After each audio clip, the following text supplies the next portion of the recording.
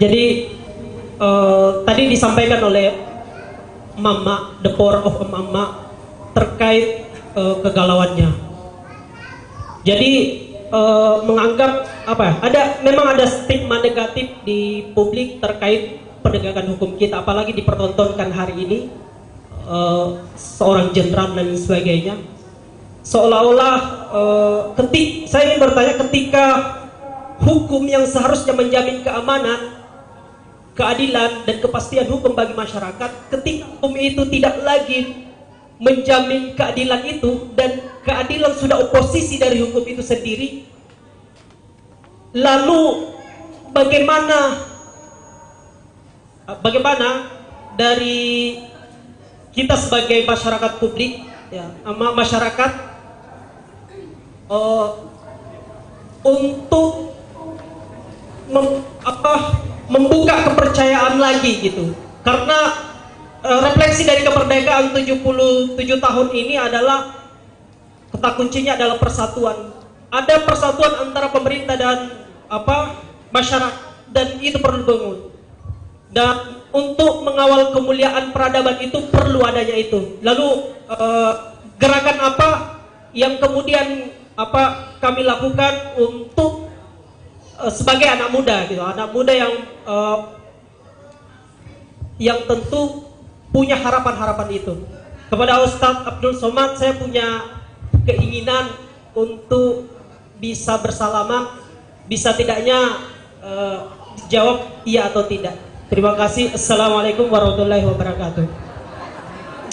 Lanjut yang ketiga dulu. Lanjut yang ketiga.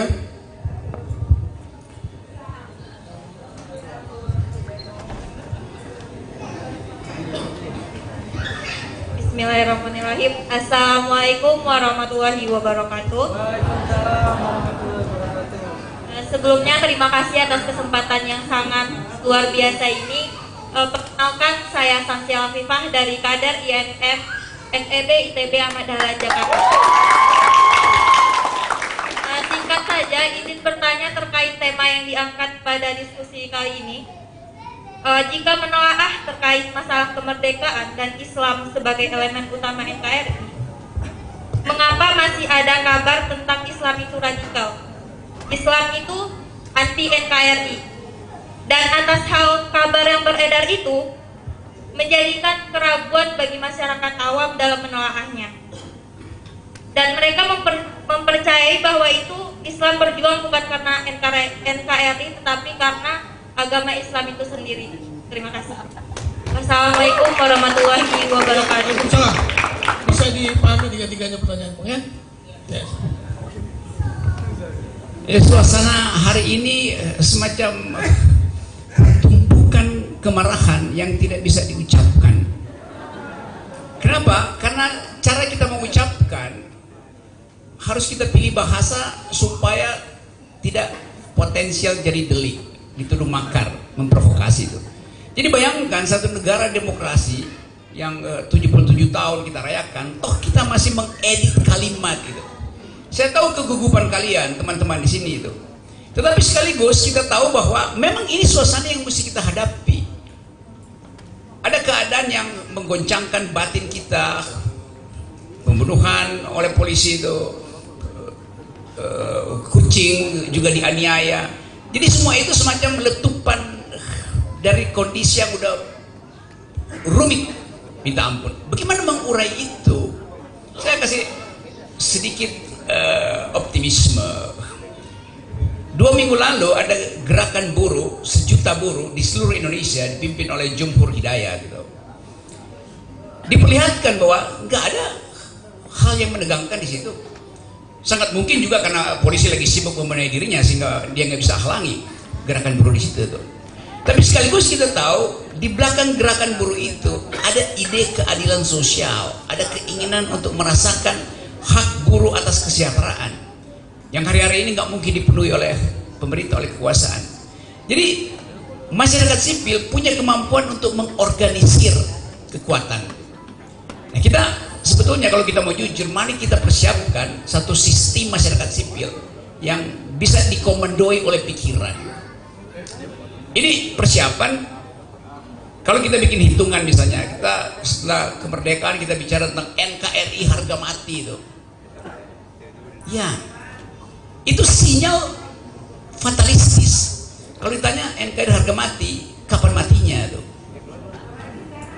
Kalau terjadi perang di Cina Selatan atau perang Indo-Pasifik lebih luas lagi, konflik ketegangan Cina Amerika itu meledak di Taiwan, lalu muncul ide agar supaya Indonesia itu disuruh memihak proksi Amerika atau proksi Cina. Kita bilang kita non blok. Oh, itu non blok itu istilah yang diketawain orang sekarang tuh. Karena kepemimpinan non blok artinya profil dalam negeri kita mesti kuat. Orang nggak lihat Presiden Jokowi punya kemampuan untuk diplomasi internasional.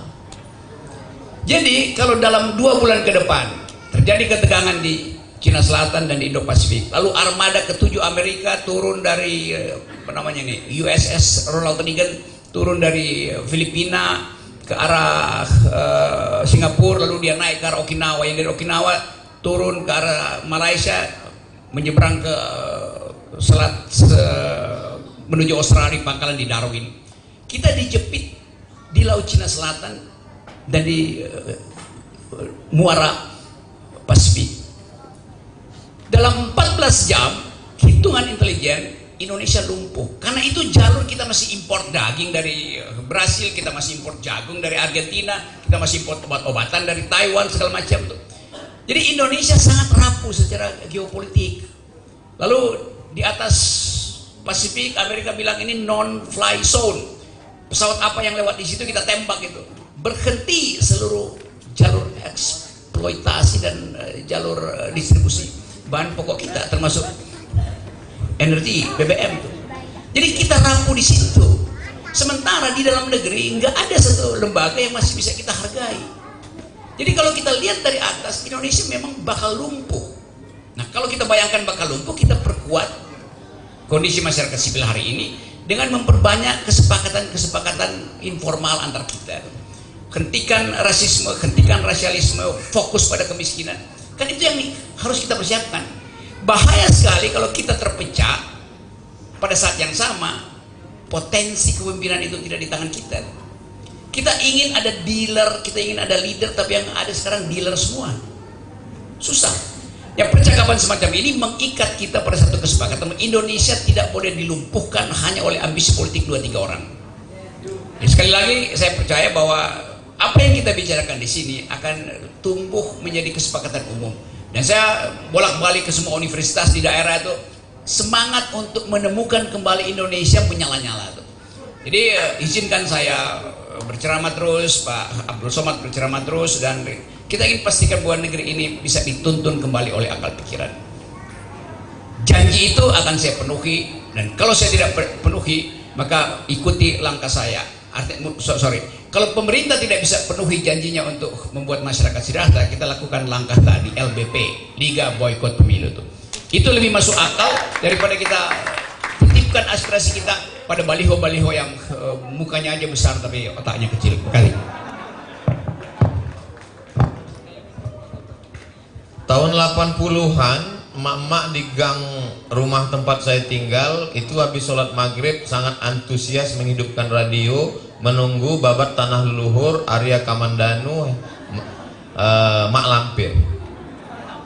Lalu kemudian tahun 90-an mulai terjadi perubahan, mereka mulai mengikuti Sengsara Membawa Nikmat, lalu kemudian Siti Nurbaya.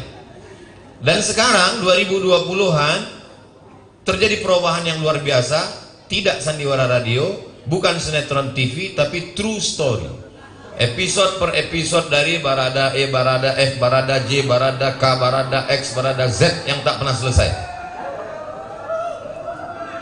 Saya sebetulnya mau ngisi ceramah, tausiah, pengajian, didekatkan dengan Bung Rocky ini ya jadi begini jadinya.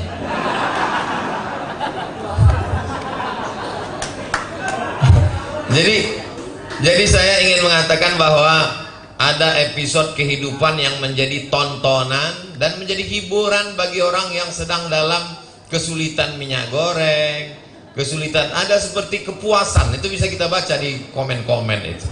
Ada seperti kepuasan sekali mendapatkan berita luar biasa. Tapi jangan lupa, kenapa ini? Kenapa bisa muncul? Kenapa bisa tidak tertutupi? Padahal semua seperti sudah berkolaborasi yang begitu indah dengan konferensi pers yang sempurna, perfect. Kenapa bisa batal itu semua? Karena ada seorang ibu yang menjerit, dia minta itu peti dibuka. Amang, buka! Mahasiswa tidak berani. Jadi adik-adik mahasiswa, kalau kalian tidak punya kekuatan tenaga dan suara untuk berteriak seperti ibu dari Joshua Huta Barat, serahkan aja ini kepada mak-mak. Ada kekuatan ibu yang luar biasa. Hilang takutnya, hilang sakitnya. Kenapa? Karena dia yang membesarkan anak itu. As-sakitu anil haq. Dan beberapa hari setelah itu yang memposting itu siapa? Tantenya, bibinya. Lagi-lagi perempuan. Ustaz mentang-mentang banyak ibu-ibu semangat lalu puji ibu-ibu. Saya bercerita fakta, data, dan saya sedikit terpengaruh dengan Bung Rocky tadi. Dalam salah satu kitab, Imam Nawawi mengutip pendapat Imam Abu Ali Ad-Daqqaq. Apa kata beliau? As-sakitu anil haq syaitan akhras. Diam melihat kebatilan, menginjak kebenaran, maka itu adalah setan bisu. Sudah setan bisu.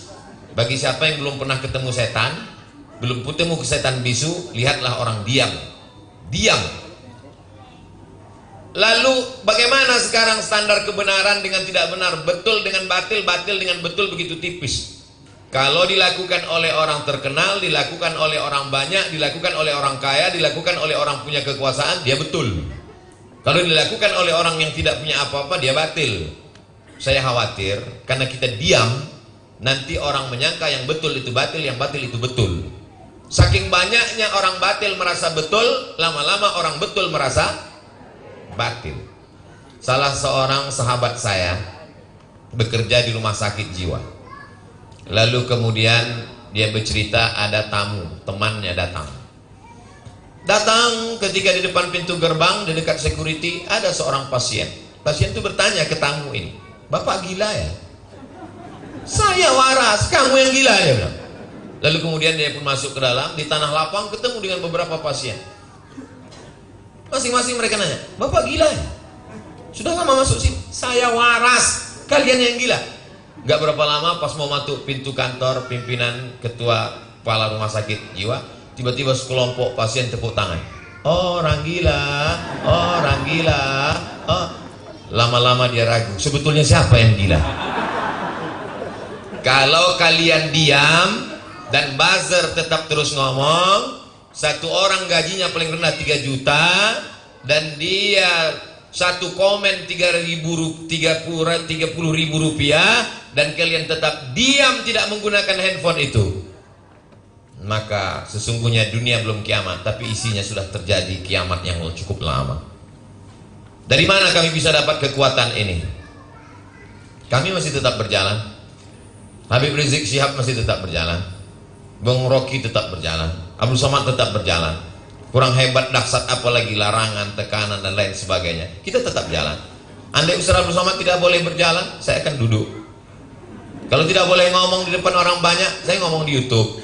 Kalau YouTube-nya ditutup, saya akan nulis buku. Kalau bukunya nggak boleh dicetak, saya simpan. Saya mati, generasi akan datang akan membacanya, insya Allah. Bukankah buku Buya Hamka menginspirasi anak-anak muda saat ini? Padahal dia sudah lama meninggal dunia. Bung, sudah 40 tahun kau meninggalkan kami. Tapi buku-buku masih tetap menginspirasi kami. Menulislah supaya orang di masa akan datang tahu bahwa kau pernah hidup di masa lalu. Bicaralah supaya nanti ketika kau ditanya, pernahkah lidahmu dipakai? Pernahkah ujung jarimu dipakai? Adakah beberapa giga dari paketmu itu kau pakai? Kau bisa mempertanggungjawabkannya di depan Tuhan. Latus alunna yauma idzin anin naim. Saya kalau ditanya, kau sudah bicara Abdul Somad? Sudah. Karena aku bicara itulah maka berbagai macam kesulitan diterima. Tapi ke depan kita tetap optimis. Yang membuat kita bisa hidup itu adalah ada harapan. Orang kalau dia tidak makan, insya Allah dalam 3 bulan dia masih bisa hidup. Kalau dia tidak minum, 3 hari dia masih hidup. Tapi kalau dia sudah tidak ada harapan, dia sudah mati duluan sebelum malaikat maut datang. Jangan sampai anak muda kita kehilangan harapan. Yang menghilangkan harapan itu adalah kita. Jadi kalau sampai hari ini kami masih berkeliling, masih bicara, kami tidak ingin jadi ketua Muhammadiyah. Kami hanya ingin anak muda punya kepercayaan. Anak muda jangan sampai kehilangan kepercayaan. Dia sangka semua bisa dibeli dengan uang. Dia sangka semua ketakutan.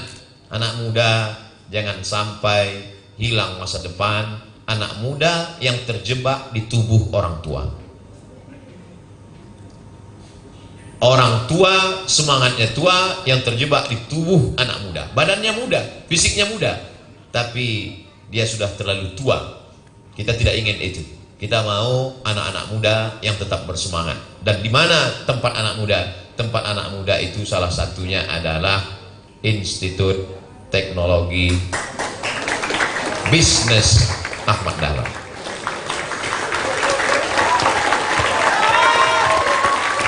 Baik, mari kita tepuk tangan meriah buat kedua profesor kita yang luar biasa. Ya, seperti saya katakan tadi, dari awal otak saya itu kosong, jadi saya membuat kesimpulan aja bingung dengan dua profesor ini. Tapi kurang lebih ada beberapa hal yang kira-kira menyangkut soal tema kita, bagaimana menguatkan Islam sebagai elemen politik, elemen yang kuat untuk negara. Kalimat yang menarik adalah mari kita sama-sama peduli untuk memperbaiki pendidikan umat Islam di sekitar kita. Ya. Yang kedua, mari kita perbaiki ekonomi umat Islam di sekitar kita. Beli tetangga, tidak beli di tempat mart gitu ya, tapi kita beli di warung tetangga. Yang ketiga, kita sama-sama perbaiki politik. Terima uang orang-orang yang melakukan money politik, tapi jangan pilih dia. Karena sudah pasti orang yang melakukan money politik pasti akan berbuat hal yang tidak benar ketika memimpin. Ya. Terakhir, Prof. Rocky, Prof. Ustadz, kami mohon kira-kira karena beruntung sekali ada perguruan tinggi yang masih mau menampung kita tampil di panggung ini. Kira-kira apa pendapat Bung Rocky dan Pak Ustadz tentang kampus ini? Yang pertama, yang kedua, Pak Ustadz, kurang afdol rasanya kalau kami tidak mendapatkan doa dari Pak Ustadz sebagai akhir daripada pertemuan kita kali ini. Ya, silakan. Oke, sekarang ada situasi di mana seluruh kampus besar itu kehilangan kepercayaan karena ketiadaan yang biasa disebut kejujuran berpikir. Saya bertahun-tahun ngajar di Universitas Indonesia dan saya nggak lihat bahwa dosen itu mampu untuk memberi sugesti pada anak muda untuk tampil sebagai pemikir tuh. Karena kebanyakan mahasiswa juga merasa lebih baik menyelesaikan kuliah ketimbang ikut dalam demonstrasi. Tetapi kehidupan kita hari ini digoda oleh pikiran mak-mak. Dan banyak anak muda sekarang yang merasa rendah diri kalau dia tidak membackup mak-mak itu. Jadi sekali lagi saya anggap bahwa kampus ini adalah prototip dari sebuah institusi yang ada di gang sempit bahkan, tapi berpikiran lebar itu. Itu intinya. Jadi kita ingin lebih baik kampus itu bekerja untuk memperpanjang jalan pikiran, bukan mengikuti Pak Jokowi yang sedang memperpanjang jalan tol gitu. Itu nggak ada gunanya tuh. Jadi selalu ada trade off antara keinginan untuk menghasilkan pikiran dan ketidakmampuan kekuasaan hari ini untuk membaca arah sejarah tuh. Sejarah hanya bisa dituntun oleh pikiran yang jernih. Itu poinnya. Terima kasih.